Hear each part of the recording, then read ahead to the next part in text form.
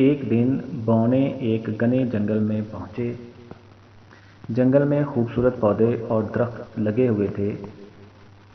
بونوں نے کہا، کتنی اچھی جگہ ہے، ہم یہاں اپنا گھر بنا لیتے ہیں۔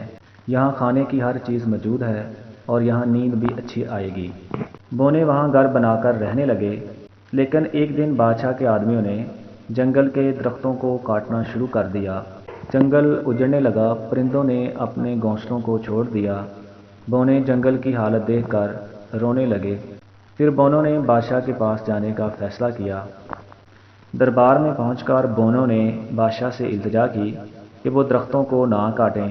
درخت ہماری ضرورت ہیں، ہمیں خوراک اور صاف ہوا دیتے ہیں اور موسم کی سختی سے بھی بچاتے ہیں۔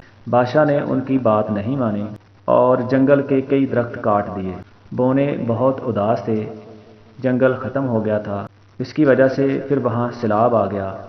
جنگل نہ ہونے کی وجہ سے سارا پانی بادشاہ کے محل میں آ گیا۔ بادشاہ کو بونے کی بات یاد آ گئی، اسے سمجھ آ گیا کہ جنگل کیوں ضروری تھا۔ بادشاہ کے حکم پر وہاں دوبارہ درخت لگائے گئے، پرندے دوبارہ گھونسلے بنانے لگے، درخت اور پودے جھومنے لگے، جنگل پھر آباد ہو گیا اور بونے خوش ہو گئے۔ تو دوستو، اس سے ہمیں یہ سبق ملتا ہے کہ اب ہم نے درختوں کو لگانا ہے اور اپنے ماحول کو صاف ستھرا بنانا ہے، اور درختوں کے ساتھ ہمارا بھی فائدہ ہے اور چرند پرند باقی دوسرے جانوروں کا بھی فائدہ ہے۔ ہمیں درخت لگانے چاہیے۔